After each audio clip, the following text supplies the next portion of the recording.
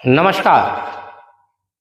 कुछ राजनेता इस देश में लगे पड़े हैं कि कैसे इस देश के सामंजस्य को, समरसता को हम भंग कर दें। अभी ताजा मामला तमिलनाडु के एक बेहद विवेकहीन व्यक्ति की तरफ से आया है, जिसे हम दयानिधि मारन बोलते हैं। दोस्तों, उन्होंने कहा कि बिहारी लोग तमिलनाडु में टॉयलेट साफ करने के लिए जाते हैं। एक तथाकथित वीडियो है। अगर इस तरह का कथन उन्होंने कहा है तो निश्चित रूप से माफी के योग्य नहीं है। कोई आदमी अगर यह कहे कि दयानिधि मारन को माफी मांग लेनी चाहिए तो मैं उससे सहमत नहीं हूं। उसे इसकी सजा मिलनी चाहिए, क्योंकि यह देशद्रोह का मामला है। दोस्तों, दो राज्य के बीच में अगर आप झंझट उत्पन्न कराने की कोशिश कर रहे हैं तो निश्चित रूप से आपके ऊपर राजद्रोह का मामला चलना चाहिए। मुझे दुख दयानिधि मारन साहब के भी कथन से, लेकिन उससे ज्यादा दुख उन बिहारी नेताओं से है जो बिहार के ठेकेदार बने घूम रहे हैं और जिन्हें बहुत जल्दबाजी है दयानिधि मारन जैसे लोगों से समझौता करने का, उनके साथ गठबंधन बनाने का। क्या बिहार के लोग इसे नहीं देख रहे हैं कि कैसे कैसे ये लोग सत्ता पाने की ललक में किस किस के साथ गठबंधन बनाने की कोशिश कर रहे हैं? क्या आप इन्हें माफ कर दें? क्या आपकी तरफ से माफी आ जाए?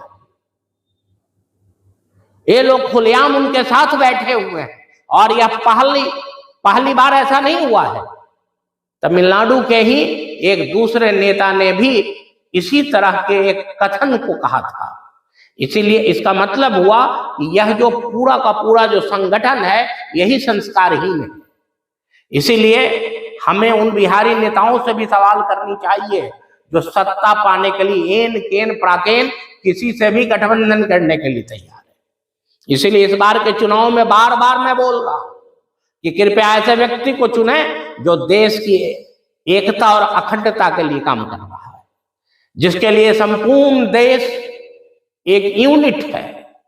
उनके लिए नहीं जो इस देश के विघटन के सज्जा पर भी अपनी सत्ता को पाने के लिए बेताब हैं, बेचैन हैं।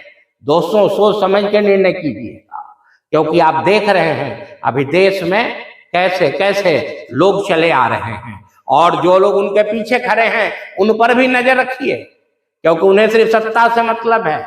बिहार में घूमेंगे कि हम बिहारी हैं, हमें यहाँ प्रधानमंत्री बनने में सहयोग करें, लेकिन अगर कोई बिहार के बारे में कुछ बोल दे तो उसकी आलोचना करने से भी कतराएंगे, क्योंकि तब उन्हें डर होगा कि कहीं ऐसा नहीं हो कि उस गठबंधन में हमें लोग नहीं चुने संयोजक के रूप में या प्रधानमंत्री के रूप में।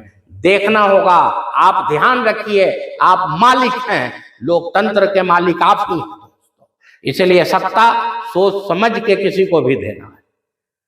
और मुझे बिल्कुल पूरी उम्मीद है कि भारत की जनता सबसे बुद्धिमान जनता होती है। इनके निर्णय में निश्चित रूप से बुद्धि, विवेक और संस्कार को नापा और तौला जाएगा।